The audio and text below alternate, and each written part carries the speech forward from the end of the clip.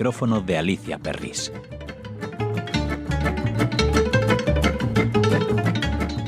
Robert Badinter, una longevidad comprometida con el otro. Bienvenidos oyentes de Radio Sefarad. Como diría el Dante, mucho más adelantado en el tiempo que el mezzo del camino de la mia vita, Robert Badinter va a legarnos una humanidad larga y comentada. Nuestro autor de hoy concluyó en que hay que reservar a los seres humanos la posibilidad de ser mejores. No sabemos si realmente tuvo la ocasión de comprobarlo. En todo caso, esta es su larga y paradigmática historia.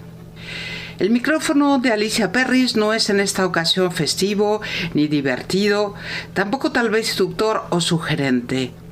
Más bien hay una llamada a la reflexión acerca de la trayectoria de uno de los personajes públicos más fascinantes del siglo XX hasta hoy, en que entrega al público y a la inmortalidad una historia nada política ni reivindicativa, sino familiar y entrañable.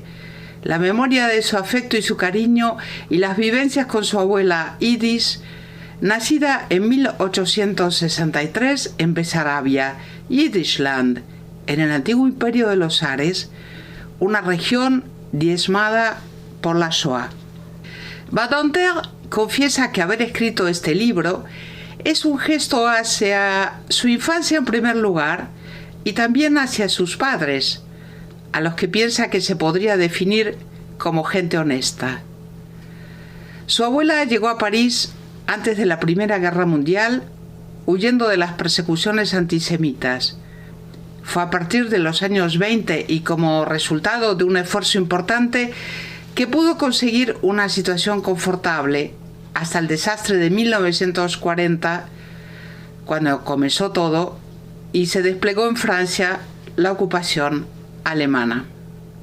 Los hijos de Idis, Avrum y Naftul, también decidieron emigrar de Rusia en 1907 para poder sobrevivir en libertad en unos momentos en que el antisemitismo comprometía la supervivencia de los judíos. Francia, el país donde todavía no se había apagado el relampagueo de la Affaire Dreyfus, fue el lugar escogido. En Besarabia se hablaba y se vivía el francés como lengua vehicular, y era un idioma que recordaba los derechos del hombre establecidos por la Revolución de 1789 en Francia, y con el que se podía llegar a ser alguien en la patria de Victor Hugo y Albert Camus, tan respetados por Badinter, independientemente de su origen social o casi.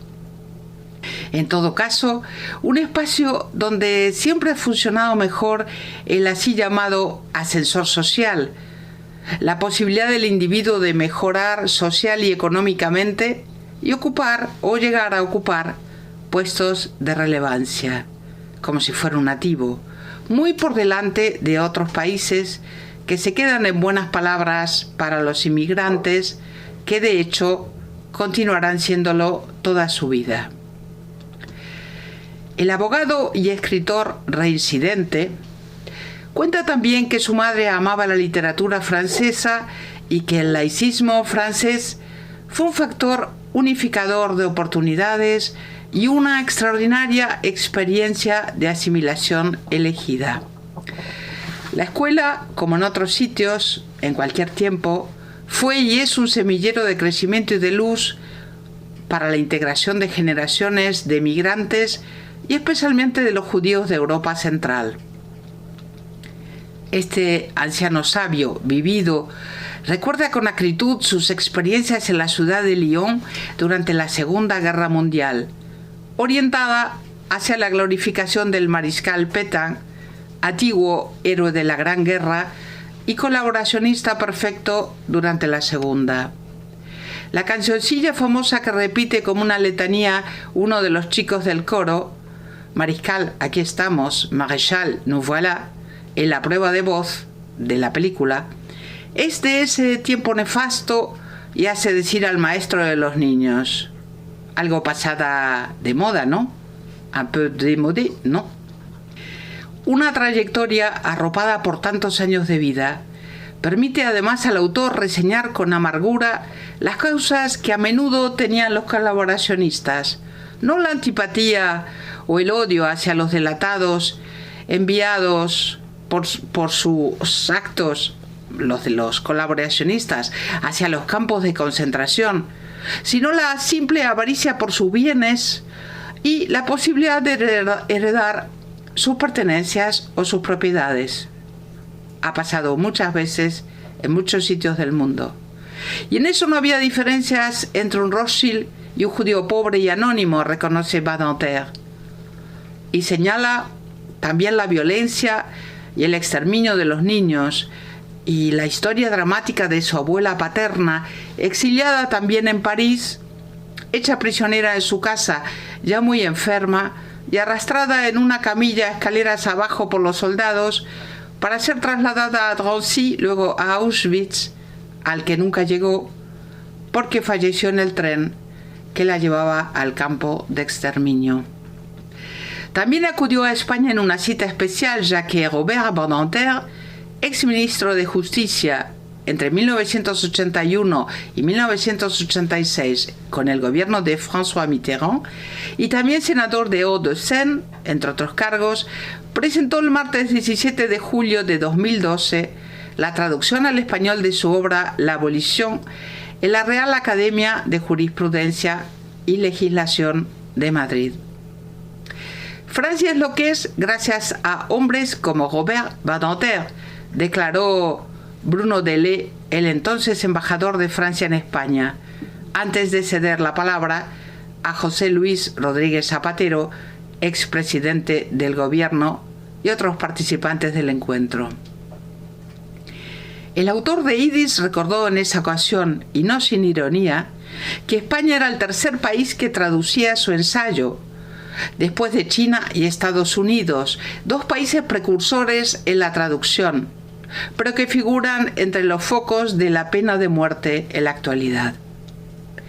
Destacó en su intervención que la Constitución española de 1978 incluyó la abolición y denominó a España como un faro que ilumina las tinieblas, por haber enarbolado alto y fuerte la antorcha de la abolición universal.